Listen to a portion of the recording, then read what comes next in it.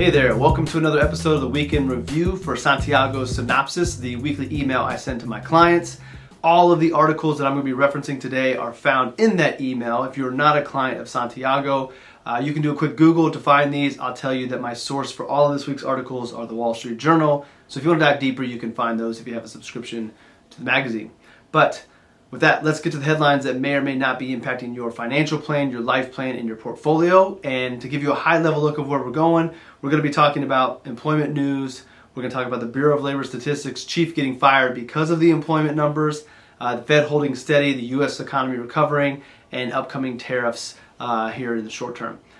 Again, those can all be found in articles on the Wall Street Journal. But the first one we're going to talk about is the employment numbers. In July, the U.S. economy added only 73,000 new jobs. The expectations were 100,000, so we came up a little bit short. And some things we can read into that is the labor market may be getting weaker. I mean, the numbers would suggest that. What that means to the overall economy still remains to be seen, because we'll get into some data down below that would make us think that, okay, even though we're not hiring as much, the consumer's doing okay. Something that's kind of interesting as well, every month we have these numbers. They end up getting revised. So while we added 73,000, we'll find out what the true numbers are later. The way that the government goes and gets this information, some of it is old and outdated. They make phone calls, they take surveys. So then we get these revisions. May and June, when they originally reported, combined for 258,000 new jobs. The revised numbers left May with only 19,000 new jobs and June with 14,000 new jobs. So you can see a big discrepancy about the numbers. That's why I always wonder why the markets react so much to numbers that we know are going to be revised in the future. Yes, we should take that information as it comes in, but also maybe not put too much weight till we get the actual numbers on the revisions. And then why don't we just wait until we have the revised numbers to release it so that we know the information is accurate? But what do I know? I am just a little old person in Fishers, Indiana. And they're probably smarter people that know why we do that and why they continue to do that. But just something that's interesting of like, let's just wait till we get the accurate information rather than say something that might be right or might be wrong, and then we get revised numbers later that tell us the truth and have to digest it at that point. Another thing that is interesting is unemployment ticked from 4.1 to 4.2%, so it went up very, very little. And what that might be telling us is that while people are not getting laid off, companies are not hiring. So people may not be losing their jobs very quickly, but companies are also not growing and adding new employees to the payroll. So again, we'll see what that means for the long run. Could this be an AI thing? Could it just be something else? To be determined, but this is the conversation that came out about the employment numbers last week. And after those numbers came, the chief of the Bureau of Labor Statistics was fired by President Trump. And not to get too political, but there is a little bit of kind of discontentment or a little bit of nervousness around this, at least for me. And it's not the decision that he didn't like the numbers, but it was the decision to say that the numbers were manipulated to make him look bad when there is no proof that that is the case. And the concern is, and this is something that I didn't necessarily think myself because I don't tend to put too much thought behind it, but there was an economist that I was listening to, and he said the concern behind that is if data is questioned, like, are these numbers accurate? Everything says to believe that these numbers are accurate. The chief that was fired does not interpret the numbers. They're just in charge of organizing all the collection of the data.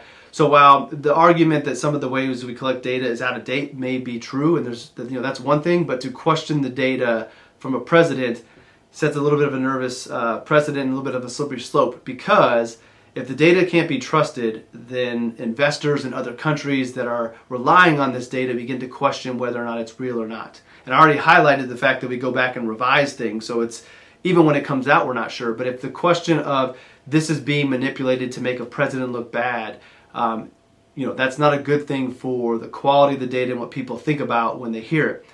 The next step is if somebody is put into place that is just going to put out numbers and actually manipulate numbers to make a president look better, and I'm not saying that's what's going to happen, but that will be one of the questions of, okay, who is going to be replacing this individual, and are they doing what the president wants them to do? We've seen him try to influence the Federal Reserve.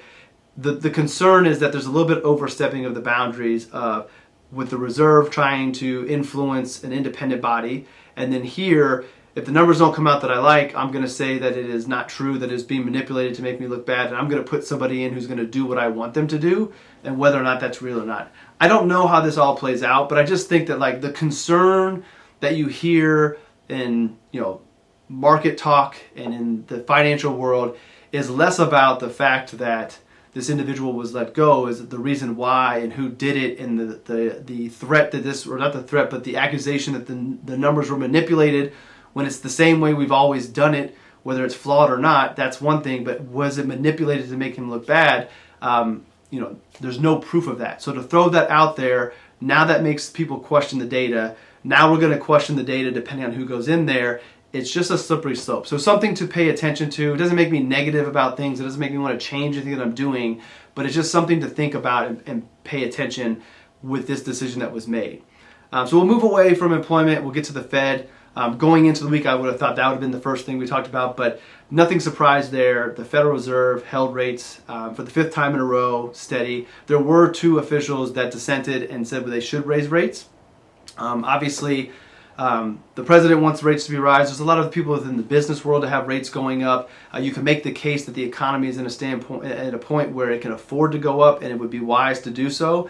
But I still don't know how much of this is Powell being stubborn and not raising because he doesn't want to look like he's being controlled by the president. Do they really see something that needs to be made, or to wait and make the decision later on? But nonetheless, they didn't do anything. The odds on a September increase of the rates are higher coming out of last week, mainly because of the jobs report that we got. There was a comment that I wanted to make sure that was pointed out by a lot of people that I listened to on podcasts and on CNBC and different places, and it was that Powell said they wanted to make sure that any one-time increases in prices didn't lead to more persistent inflation, which is just basically talking about tariffs, the one-time increases. We want to do that efficiently. So he's using the word efficient, which is not a word that's come up a lot, and for whatever reason, the pros out there really took to that word, so I just thought I would share that with you, and we'll see if efficient becomes a word that the Fed uses a long time. For a while, it was data dependent. They use these kind of words over and over, and this was a new one that people picked up on, so we'll see if it has any meaning beyond just the one time.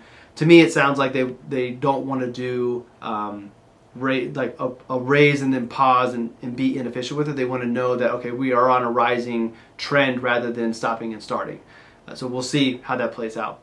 The economy rebounded in the second quarter. So the first quarter, the economy actually declined by 0.5%.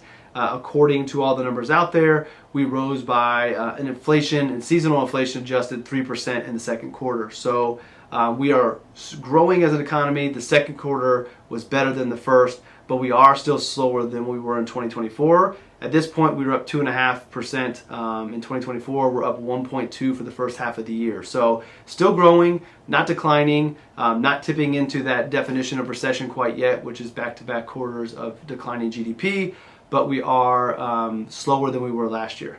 Again, does that mean anything good or bad? In some cases, a economy growing but not as fast is a good thing, keeps it from overheating, but also it could be the beginning of a trend downward. We'll have to wait and see.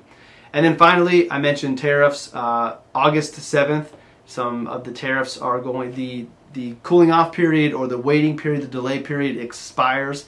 So beginning August 7th, there will be a bunch of tariffs that are put back into place unless there are some agreements that go. I think I saw something today. I haven't had a chance to dive in. I've been in client meetings, but I think I saw a headline that maybe the EU had done something to maybe extend the delay of tariffs. I have to double check that. Don't quote me on that exactly, but take from that meaning there may be some things, some headlines that come out in the next few days before the 7th, but either be agreements or further delays of the tariffs because of negotiations continuing to go on.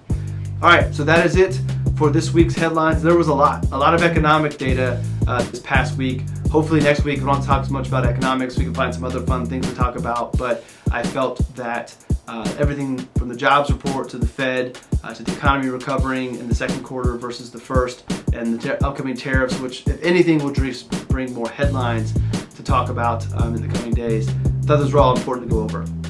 So with that, I will let you get back to your day. Appreciate you tuning in, and I will see you all next week in the next one. Have a good one.